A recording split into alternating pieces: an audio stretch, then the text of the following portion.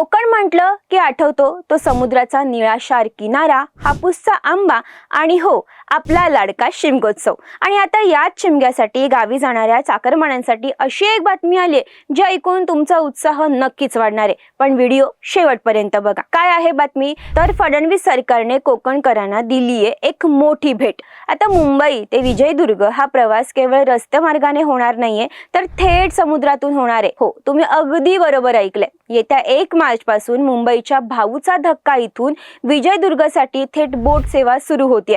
मत्स्य व्यवसाय व मंत्री नितेश राणे यांनी ही मोठी घोषणा केली असून ते स्वतः पहिल्या दिवशी या बोटीने प्रवास करणार आहेत। या प्रवासाचं सर्वात मोठं वैशिष्ट्य म्हणजे वेळ। आता मुंबई ते विजयदुर्ग अंतर अवघ्या 7 तासात पार करता येणार आहे। वाहतूक कोंडीचा त्रास नाही, प्रवासाचा थकवा नाही, फक्त समुद्राची गाज आणि निवांत प्रवास। M2M फेरीजच्या माध्यमातून हे नियोजन करण्यात आलं असून 1 मार्च ते 8 मार्च दरम्यानचं वेळापत्रकही आता समोर आलंय।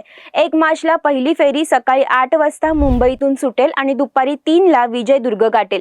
खुद्द नितेश राणे सुद्धा पहिल्या दिवशी याच बोटीने प्रवास करणार आहेत। त्यानंतर 2 मार्चला परतीचा प्रवास दुपारी 12 ला सुरू होईल। अशाच प्रकारे 3, 5, 7 आणि 8 मार्चचा संपूर्ण शेड्यूल सरकारने जाहीर केले, जेणेकरून होळीसाठी गावी जाणाऱ्या कोकणी माणसाचा प्रवास सुखकर होणार आहे।